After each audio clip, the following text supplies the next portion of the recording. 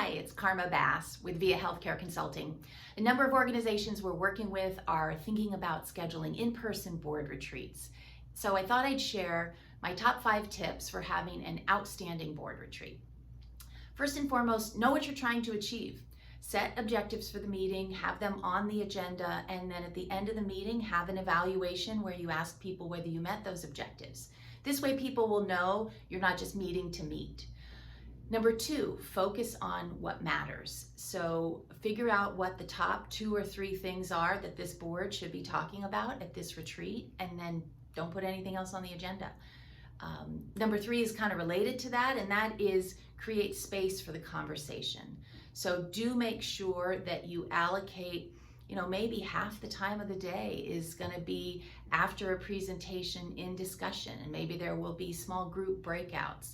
This is really meaningful to board members. They really want to connect with each other and engage in the information that you're providing them. And oftentimes board retreats are just crammed with way too many presentations that, while they're really good, don't give people the kind of time that they're looking for to have those visionary kind of conversations. The 4th suggestion I have for you is be intentional about who's in the room.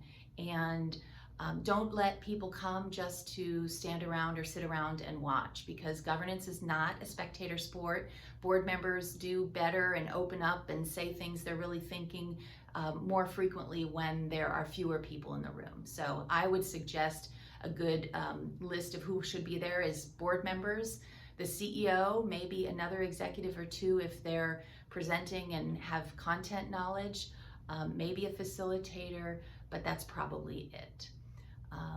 The 5th thing that I suggest is beware of the trap of building board routine business into your retreat agenda. This should be a different kind of meeting than usual. There should be space and the stage set for having those real generative conversations about the future, kind of visioning and thinking creatively and innovatively. And the transactional kind of business that is often on routine board business agendas just kills that energy that you've spent so much time creating.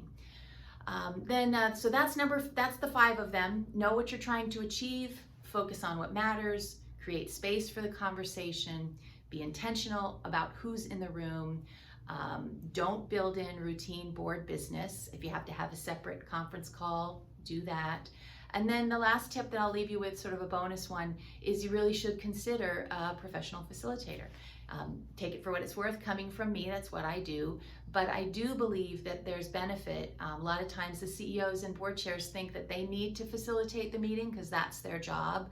But actually, as anyone who's ever tried to both facilitate and participate, is very difficult, if not impossible, to do both of those fully. And you will deprive the group of your full engagement and full input if you're trying to facilitate the meeting at the same time. So a lot of organizations have professional organizational development people on their team. You don't need to bring somebody in from the outside, but if you want to talk about your board retreat you're planning, feel free to give us a call.